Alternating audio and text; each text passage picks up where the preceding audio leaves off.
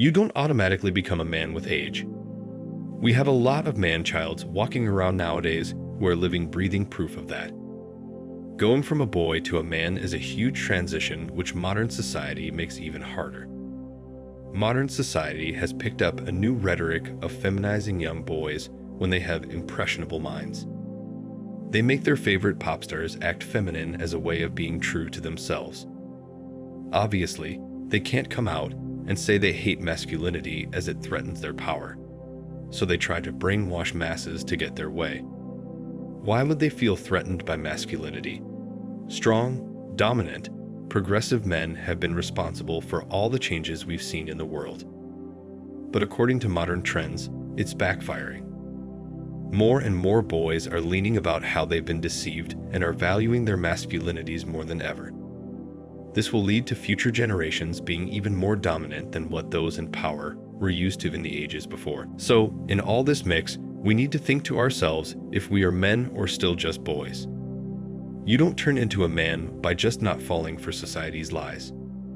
A boy has to undergo a lot of trials and tribulations before he turns into a man. Even if you know about the plot society is trying to play, it doesn't mean you are automatically on the right path. Knowledge without action is useless. I repeat, knowledge without action is useless. For girls turn into women with age. They naturally mature quicker mentally, and as their physical body matures, society tends to start valuing them just for it. Just look at all the OnlyFans models. Actual men, on the other hand, have made it through adversities in life. They've made it through a point in their lives where if they failed, they would have been shunned by the entire world. They had no option but to grind out every blood, sweat, and tear to get what they deserve. So, while a woman can just be attractive and be appreciated by the world, men have a much harsher road to go through. That's why you shouldn't fall for the modern narrative, because all that will do for you in the end is leave you empty-handed. But if you think about it, it's not so bad of a thing for most men, or should I say, boys. That's because most aren't actually born in favorable conditions. The life they have as kids could be very tasking and daunting. But this doesn't have to be forever. As a man, your value will depend on the labor of your hand and mind. If you work hard and smart, you can achieve whatever you want. Cristiano Ronaldo used to wear rags, and his family couldn't afford a 3-time meal daily. But he made use of his desire and anger for a better life to actually achieve a better life, instead of only thinking about it. So now, let's get into the 4 habits that turns weak boys into real men. Number 1. Taking responsibility. The main difference between a boy and a man is responsibility. A boy does whatever he feels like doing, and points fingers on others when things go off the rails. They'll constantly argue with others around them and be deeply stuck in their victim mentality. While on the other hand, actual men are the complete opposite. They take the blame and responsibility even when it isn't their fault. If someone else in their team makes a mistake, they automatically feel disappointed by themselves for not ensuring the failure didn't happen. This is what makes them men. They take responsibility. So it doesn't matter how they feel at a particular moment. When they know there is work to be done, they get up and get it down whatever it takes. They don't sit around and whine. Number 2. Actions over words. In today's social media culture, where bragging on your stories is the most important thing left in life, most people only want to attain superficial reverence and success. These kinds of people are everywhere, and you may know a few of them yourself. They just can't get enough of talking about how much game he has with women, how much money he makes, or how everything about him is better than what others have. They might seem very convincing in their first interaction. You'll think that all that talk is their brimming confidence on display. But in reality, it's not. It's just a coping mechanism of crippling insecurity most of the time. Some boys who grow up not feeling appreciated or celebrated end up falling for this ditch, while some use it to better themselves. Actual mature men don't feel the need to do that much talking. They know their actions speak much, much louder than their words. Realistically, them speaking would only decrease their own value, and they know it all too well.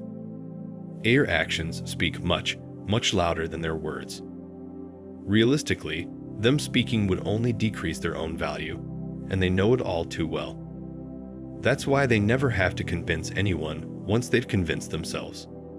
Those around them who are worth his time will stick around, while others don't. Men know that no amount of convincing can adjust a person's mind once it's been decided, so he doesn't even bother wasting his energy. Number 3. They don't fap or play video games. Now, you probably already knew about fap, but video games probably caught you off guard. Video games? Video games can't make you less of a man. It's hard to hear, but you have to hear me out. And I know this is probably even harder with the new Call of Duty out right now. You have to understand what video games actually are. They may look awesome and all, but they are nothing but evidence of hypocrisy of our modern society.